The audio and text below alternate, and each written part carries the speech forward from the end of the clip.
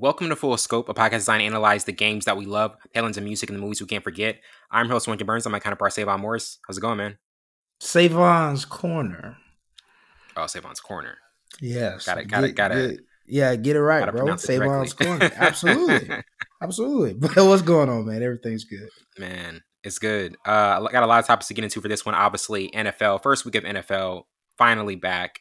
College football, and going to do some album reviews in the second half. But to start off with the Cowboys and Browns, the Cowboys were able to win 33-17, and this was right after Dak Prescott was signed his new contract, and I think it's going to be 60 million a year. So pretty extensive contract right before, and it's interesting because looking at this game, the Cowboys, they are able to have great Septembers. Like let's never forget, they were able to have great Septembers.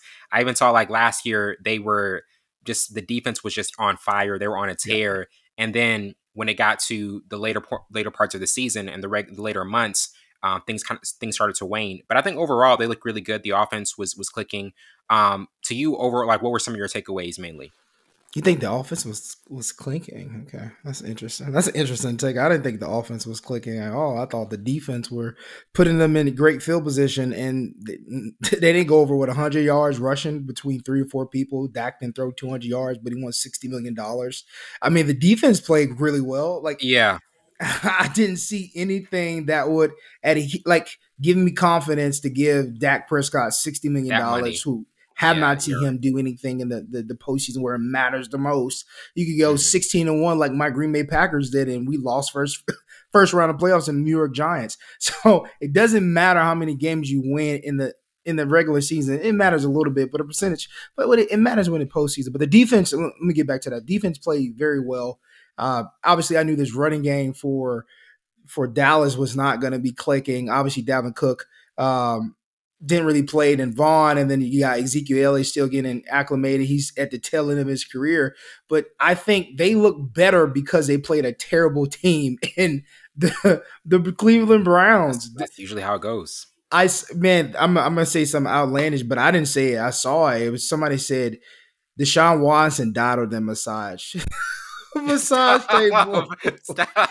This is not the Deshaun Watson. That was the tweet of the day yesterday. Somebody said that is not the same guy. No, that is not the same guy. It is not, bro. Because that Houston Deshaun Watson was a different cat, man. Different type of guy. And I think I don't want to speculate, but man, they played against a team who had a quarterback. They still believe in him. I didn't think they were going to continue to believe in him from this far, but maybe after this year, they kind of obviously pay him all this money. But man, I think the Dallas Cowboys played a team that made them look good. Obviously, that offense got a lot of things to work out, especially Dak Prescott. But man, Cleveland played terrible. Defense played terrible. Obviously, down the distance, putting them in great field position. It's a lot of things that worked out for the Dallas Cowboys beating the Cleveland Browns 33-17. But I was not impressed. But you're right; they do have great Septembers. But this game wasn't a great game for them. It wasn't a flash. Yeah, it wasn't anything that made me think differently of how things are going to play out for Dallas. But I do think one thing that you said is very true. Their defense is able to have these really great performances. Their defense was really electric, really stellar. What do you kind of think changes when it matters most for them? Why do you think that defense isn't able to look the same? Because obviously the regular season and the postseason, those are two different just two different types of atmospheres, and things and strategies are just kind of adjusted. But why do you think that things can't translate from the defense from the defense for the regular season to the postseason? It's a lot of variables that go into that, right? Being on the field longer periods of time, offense doing 3 and outs, making turnovers. So now your defense is on the field more. They're tired more. Not having a good defensive plan or not adjusting to what the opponent's offense is doing. There's a lot of factors that go into that. For the most part, Dallas defense has played decently well in the postseason, not last year, obviously, but the years prior to that, they played decent in the playoffs. It's always the offense not doing their part. handling business on that side. Running game is not existent. Dak Prescott's throwing interceptions. He's not as pristine as he was during the regular season. So offense affects defense, and obviously defense affects offense. But when the postseason, the effect comes from the offensive side. If my defense is out there for multiple snaps, probably 75% of the snaps of the game, they're going to be gassed. It's only so much you can do as a defensive coordinator. And, some things are happenstance. It's down the distance. Where they spotted on? Are they close? Like, it's so many variables that go into that. But I think for Dallas defense not translating into the postseason, I think it's because of their offense. Mm. Yeah, absolutely. And now getting to the Lions and Rams game, the Lions, they were able to win 26-20 in overtime. Man, another game where I feel as though the Rams let this slip by. I feel as though that Cooper Kupp is one of the best receivers. Like my personal favorite player is Cooper Kupp, and I think he's one of the best receivers, and he's just able to run his routes to perfection. He's super consistent. And they come up short in this game, and it was a balanced attack from the Lions because that's how they're able to do. They're able to play the type of grinded out game. And I really do think this Detroit team is going to after that San Francisco game, I think they were on this mission of oh, bro, we are going to come out guns a-blazing the next season, and we're on a mission to really try to right the wrongs of what happened in the NFC Championship. I think they have the most motivation out of any team. And I'm not picking them over San Francisco. I'll never do that. But I do think they. He's a Patriots fan now, ladies and gentlemen. Listen, remind people that. Just say I gotta. That's crazy, man. Yeah, it literally is crazy. It literally is crazy. But I really do think that this Lions team is poised to go on a deep run again. Oh, and saying the first game of the season after the first game of the season. Ooh. I'm saying when we never talked about our preseason projections, but I do think Detroit has the biggest motivation. It's week one. Week one is the over like they say, week one's the overreaction week. Week one's overreaction week. Absolutely. But I think looking at this game with the Rams and Lions, there's definitely there's signs of the Rams are close, but there's also signs of the Lions were just there. The Lions were just there in terms of what do you think about the Rams?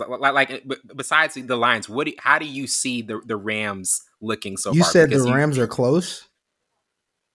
The Rams are so far away from competing to go to a Super Bowl, and it's mad crazy. You don't think they were close last year? They were 1 point away from beating Detroit.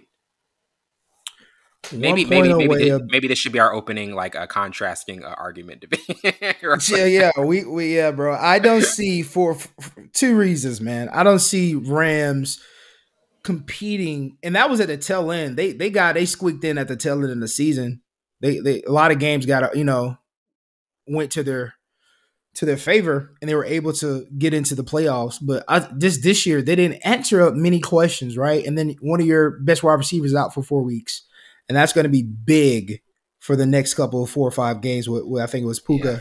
He's out for. And then obviously Cooper Kupp, you get 21 targets, 14 receptions. But Cooper Kupp has and I hate to bring it up, but it's a part of the game, has a series of injuries in his career. And you were getting 21 targets, 14 receptions first game of the season. That's not a good thing to me. That means I can't spread the ball out to anybody else. And I'm going to get Cooper Kupp wear and tear. And he's eventually going to get hurt. Because now I have to give him 21 targets. A lot of people think, oh, he got 21 targets, 14 receptions. 14 receptions, 110 yards. These ones are big yards. He was gritty 110 yards he had to get. So you got to think about that. They're gritty yards. That's the thing about the yards. They're all very... Which is not a good thing, Wellington. Yeah. Because now I have to throw because my running game isn't working. 21 targets, 14 receptions to one receiver. I know it looks good on paper, but in hindsight, that's a lot of wear and tear. And that defense is not the same. But with the Lions, bro, Jared Goff has had his best season last year. He's not going to have another season like that. That's all I'm going to say about that. And I do agree they have the most motivation because a lot of people said they could not repeat the same success they had the year prior. I'm one of those people who don't think so because every year we don't know which Jared Goff we're going to get. And I think this first game of the season showed me that Jared Goff, who was so inconsistent with the Rams, has shown up again. And that's why they're going to have to heavily run the ball balanced because they know they're going to get no 400, 500 yards from Jared Goff. I think he threw 200 yards, 1 touchdown, one interception. So if either of those two are closer, I say the Lions are closer than the Rams because I was looking at, as a head coach, general manager, Cooper got 21 targets, 14 receptions. He got injured last year and the year before that. If I'm not mistaken, the year or 2 years before that. So you got to look at those things. And then Puka's out for 4 weeks. Yeah. Yeah, when we get to that, and that's it. That's why I always say, ladies and gentlemen, Savon's Corner is the world's favorite segment. No, don't let that fool y'all. Wellington has the most confidence. I keep trying to say that it's the favorite segment in America, and this is why I'm revealing that every week. But those injuries are going to play a factor for sure. I definitely think like when we look at Cooper Kupp and then the other injuries like for the receivers, like that plays a massive role into like how things are going to be like production wise. Mm-hmm. Because Sean McVay is a big like, hey, use the receivers, like spread like spread the offense out. Like it's very much like Kyle Shanahan's offense 2.0. You know, so it really does have that type of like similar West Coast feel to it. But I do want to say this, you know, Green Bay, Philadelphia, Friday night in Brazil. Yeah. It was a tough ending because of the Jordan Love injury, obviously, and then I think it was revealed that he's going to be out. Is it 3 to 4 weeks? 3 to 6 weeks. MCL sprain. MCL sprain. So that's a big loss, obviously, but absolutely. You know he can come back. Later in the season. But how did you kind of see that game? In terms of, I feel as though Hurts, it was a very like typical Hurts game where he made some mistakes that he shouldn't have made, but then he was able to like have those heroic plays later on, and that's like kind of the mix of like Jalen Hurts, what he can do. Like there's going to be extremely high highs, but he's going to have those moments of like, why did he do that? Like, why did he throw that throw? And so it was an interesting game, for sure because of the Jordan Love, injury. But what did you kind of think mainly about, how things played out at the end of it? Bro, great game, first and foremost, but I'll attack that Jalen Hurts statement.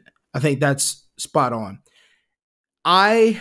It's gonna put the league on notice when Jalen Hurts play. And I said this last year several times, especially about that offense, about the entirety of the whole team. When they figure out how to play a full game, especially Jalen, of not making mental errors like that first interception, throwing it late over cover 2 when he's blanketed by the middle linebacker who's deep out. Middle of the field, and then you have 2 corners on top of that, and you threw it late. That's a mental error. You don't do that. Yeah. Then Jordan Love did the same thing. But if he can play a full game with no mental errors, no mistakes, he's going to be one of the best quarterbacks in the league. And he's not there because of those mental errors. That comes with the delay in the lands. You have to play. He hasn't played a complete football game yet. He's been in the league for like 4 or 5 years. He has not played a complete full mental errorless game to show people how good of a quarterback is. He still ain't show people how much potential he has.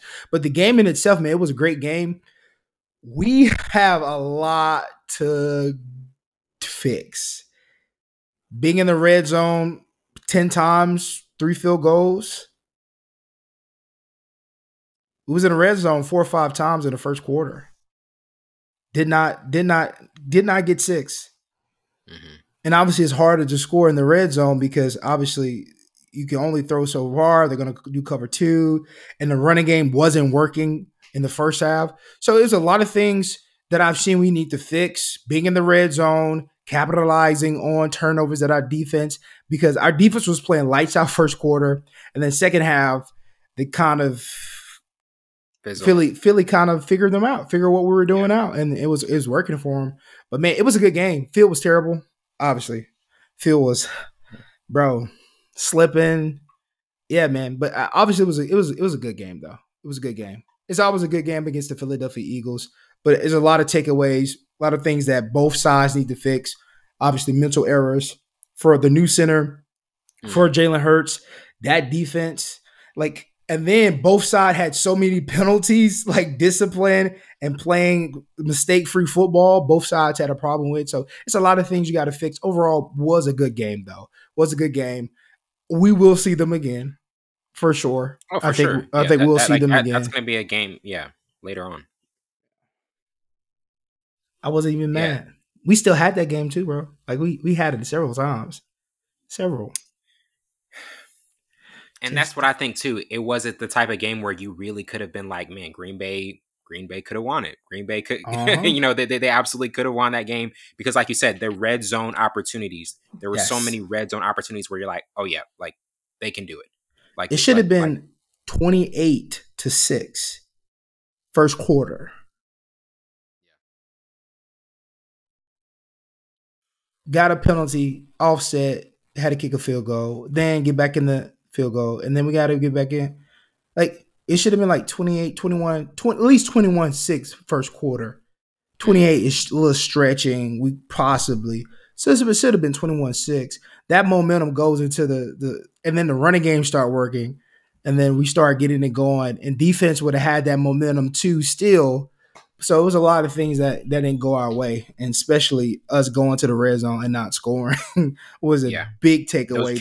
Those are killers. We have to have a red zone package to where if the running game isn't working, let's break this down. If you don't know football, if you want to know how a head coach thinks or what the football. So when you're inside the 20, that's the red zone, ladies and gentlemen. Most defenses are going to run a cover 2, which is 2 safeties over high, and they're going to do from hash to sideline. And then you have 2 cornerbacks doing hash up. And you got 3 linebackers. I have to record. I'm chilling. I'm just chilling. They're going to run a cover 2 or cover 2 man. Cover 2 man is going to be everybody's playing man. You got 2 safeties over top, making sure nothing gets behind them. So it's kind of hard to throw unless you're doing screens with a running back or the wide receiver, or you're going to do something up the seam with a tight end or wide receiver because it's going to be one man-on-man with the linebacker.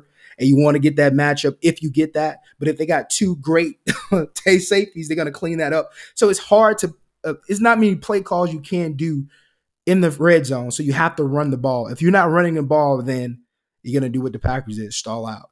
So just a little FYI when you're watching the football game, like, wow, why we get scored in the red zone? Because there's limited plays you can call in the red zone. Yeah, man, we didn't get our way in the red zone. I was so upset. It's like, man, defense is playing lights out, and I thought it was going to be like a Cowboys game.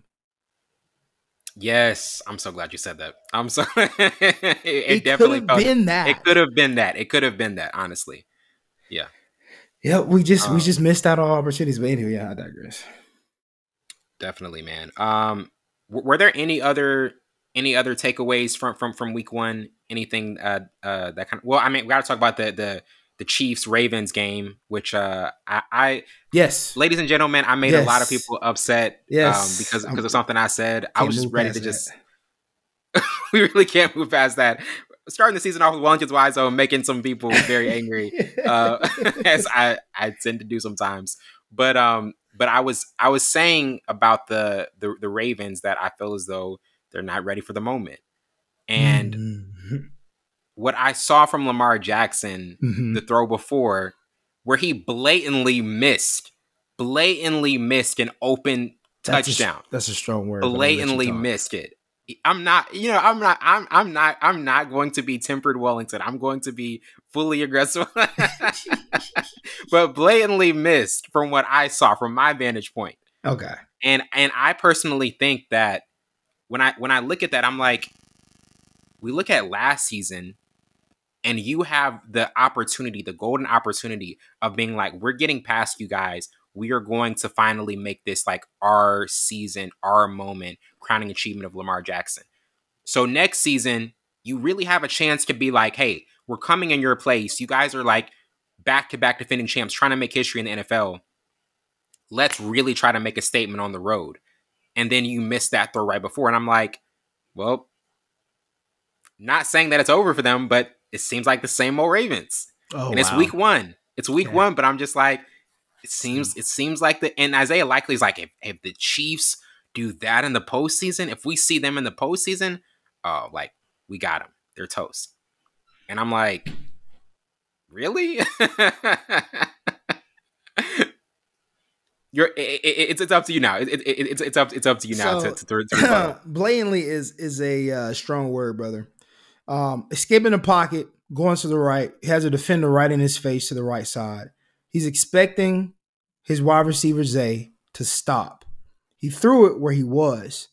Zay didn't have to come across the field, the end zone. He could have stopped. That's an easy touchdown. I'm on the run, defender right in my face. I got to throw it this way, contort my body. It's not like I'm in the pocket and I'm just stepping up and throwing. I'm running. Oh, I see Zay. Just stop. Throws it. Zay keeps running. He throws it behind Zay. Yeah. Now, I don't know if that's blatant. If that's, I gotta look in the dictionary what blatant means. But if I'm correct, I don't think that was a blatant throw. But I do say this: there was a lot of variables. There was a lot of variables, and Lamar Jackson did not play a great game. Now, he was balanced because the offensive line wasn't blocking. The wide receiver, most of the time, wide receiver wasn't getting separation. And I think the play call was like mediocre to best. A lot of play action, only two wide receivers running out. Tight ends already covered. 2 wide receivers are covered, so I have to run. He had 100 yards rushing. We don't want Lamar Jackson having 100-yard rushing to win a football game. That's wear and tear once again. I know they were stacking a box against Derrick Henry. You couldn't run as much, but they were getting success with other running backs. And every time he set back the throw, he was running for his life. That's not a good sign. And even with all of that, they still had a chance to win or tie the game and go to overtime with the defending champs. If they're so big and bad, they would have put the Ravens away. I agree with Blake. I agree. If they're the big bad wolves like everybody is saying, why can't they put us away? Why can't they put teams away? It's always a dogfight with the Kansas City Chiefs. Every game they play is always a dogfight with the big name teams. Lions was a dogfight. Ravens was a dogfight. He was literally saying, is this what people have been talking about, big bad Chiefs? And they were still could have beat them by like an inch and go into overtime and see what happens. Don't give him the ball. If we get the ball, we're going to score. Nobody's scared of the Chiefs. They respect the Chiefs. It's a difference. People feared the Patriots. People feared the Steelers. People fear Green Bay. People don't fear. I got to put that one in there. People don't fear. Say, not like, now. I'm talking about like when we were on like runs, bro. But people respect the Chiefs. They don't fear them. I'll leave it at that. Savon's corner. Signing off. Is that the current? Is that to you? Is that the current iteration of the Chiefs though, or do you think? I think at one point and I will say this with what I saw from Xavier Worthy, man, their offense is going to be really good again. Their offense is going to be like it's not going to be that. I don't think it's going to be like there's the nothing struggle new bus. Under the sun. I don't think it's going to be the struggle bus for the Chiefs anymore when it comes to offense. Like I do think we're seeing like, man, like, okay, they got speedsters again. What do you mean? Drop passes. I don't call that struggling. What I'm saying is, are you going to see as many drop passes last season as you did this season? I don't think so. I personally don't think so, because we saw them really like lose games that they shouldn't have lost. Now, if that happens again, we don't know how things are going to play out. But I'm saying from my personal projections, I don't think it's going to be. Yeah. From my personal projections, I don't think it's going to be that many drop passes as they had last year, because that was like a real issue. That was like a genuine issue. Like they were having way too many drops. But they still had a high power offense that just took a couple weeks to get going. So it's nothing new under the sun. They just traded Doechii for somebody that was worthy. Like that was a terrible plan. But Doechii, Worthy, darn in the same player. One's just shorter and stockier, same type of speed, same type of slasher. But I think Doechii overall is a better wide receiver. And nothing new under the sun. Doesn't put fear, and it was still 27-20. You see what I'm saying? It's not a fear. Yes. There's no fear. It's the same type of player, same type of personnel, just different names. Hollywood the same way. Hollywood will fizzle out like he's done in every team he's been with. He'll fizzle out. And why did people fear the Patriots? Because they had this great coaching system, the greatest coach ever, and they had like that.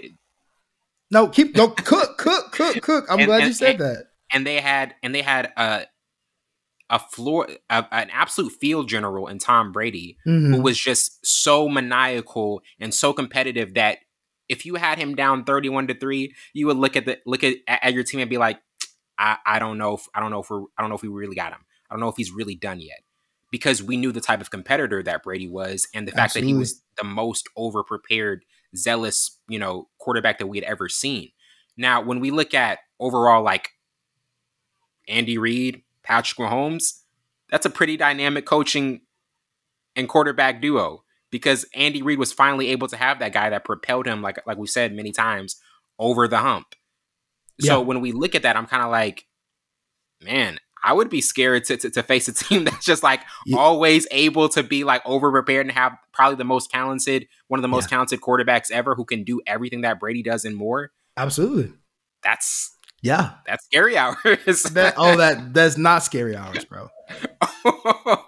Because with that beautiful playbook, with the personnel they have, they do not put teams away.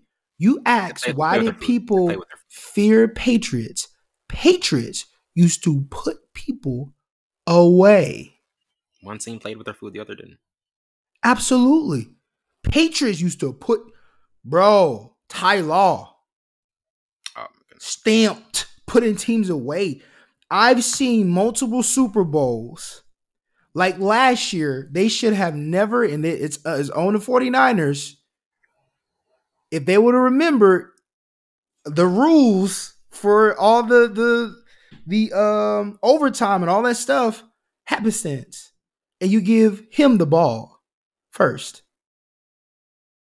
Mental error, right? And then the Super Bowl they won prior, they didn't put them away. You know who put a team away? The Rams, when they beat the Bengals. Yes. Put them away. They did. Yeah, they did. People and I would say people fear the Rams defense, right? People don't fear the Chiefs defense. Chris Jones.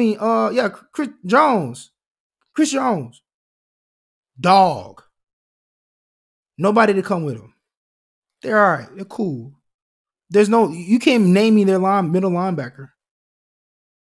Snead is gone. Name me one of their DBs. I could have named you some of the Rams. I could name you some of the Patriots. Like, people fear these people. They put teams away. Chiefs ain't never put nobody away. Chiefs been put away by guess who? Tom Brady, Buccaneers. And they won't even fear. They won't even fear nobody. Put them away. Like, bro, that's the difference. If I'm a defensive coordinator, I know they're gonna get theirs. I know they're gonna have a couple plays that I cannot do anything with.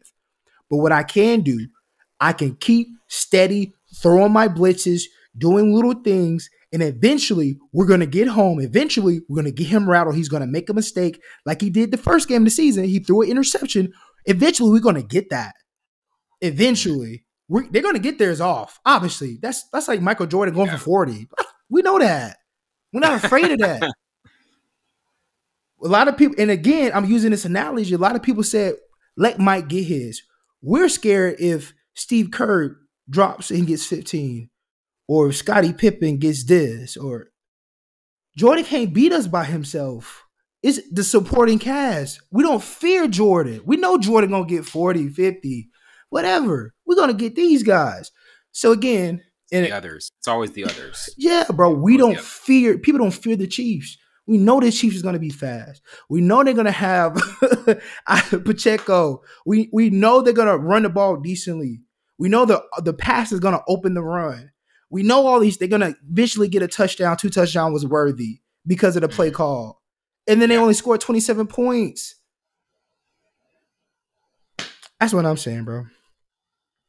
I agree with Blake. Like, if this is the big bad Chiefs and we were still in the game and by a toe, by an inch toe, and then everybody says about this play, they don't, he missed the throw the play before, but then he came back and made an extraordinary play that just happened to be at a toe. What is his fault? Put it on a dime. It was definitely shades of Kevin Durant. Brooklyn Nets against, you remember that? I mean, that was like the craziest, like, oh my goodness, man. Funny. I literally like big feet people, man. Goodness, man. I'll never forget this, bro. I literally, it was during the summer, and I had like worked a Saturday morning shift, and I got home, ordered some Zaxby's, was watching Inside. I did the order in. Did the order in. I was like, watching Inside the NBA. And when I saw that, I was like, fam, this close to like, and I think the Nets would have won the championship anyway, but this close, bro. Ugh. Man, game of inches. Who would have thought basketball would be the same way, bro? Like, and nobody gives him credit for that throw.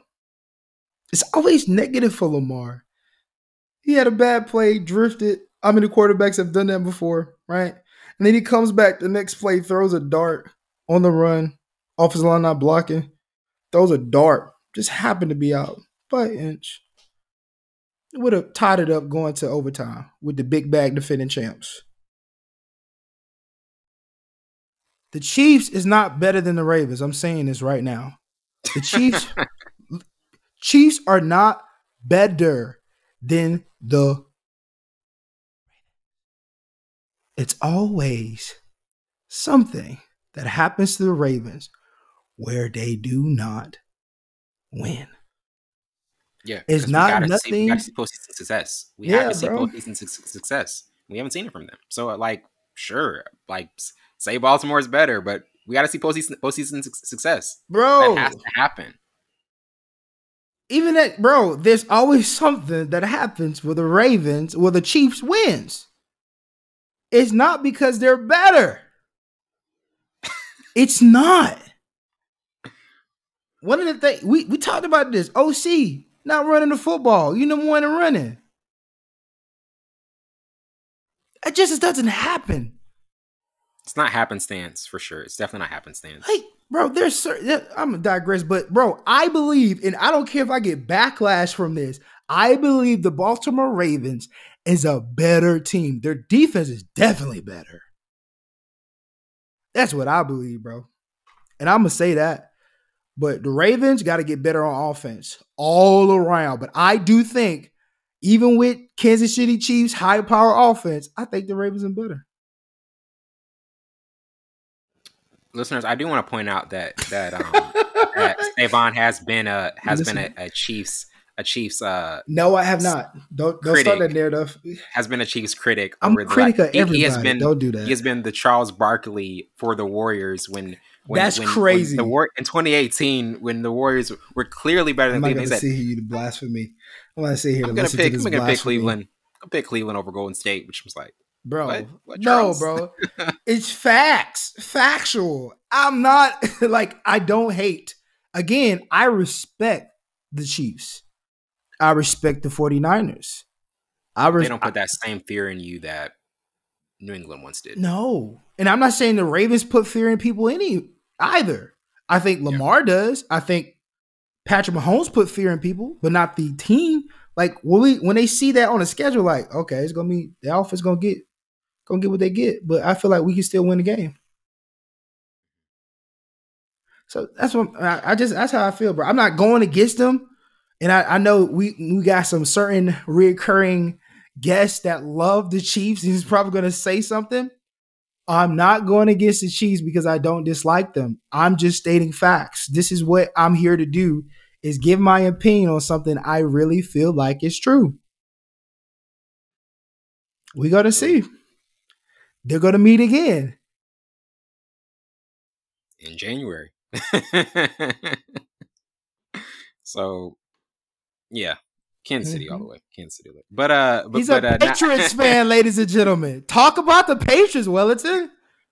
Talk about Jacob Brissett. What is it to talk about? Be loyal. What are your loyalties?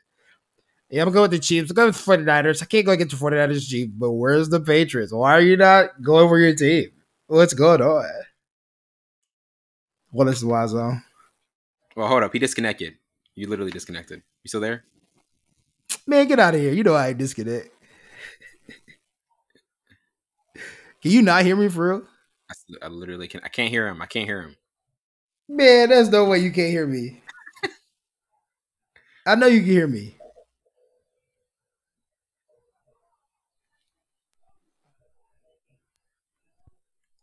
I feel like Wellington playing with me, ladies and gentlemen. I know he can hear me. Can you hear me now?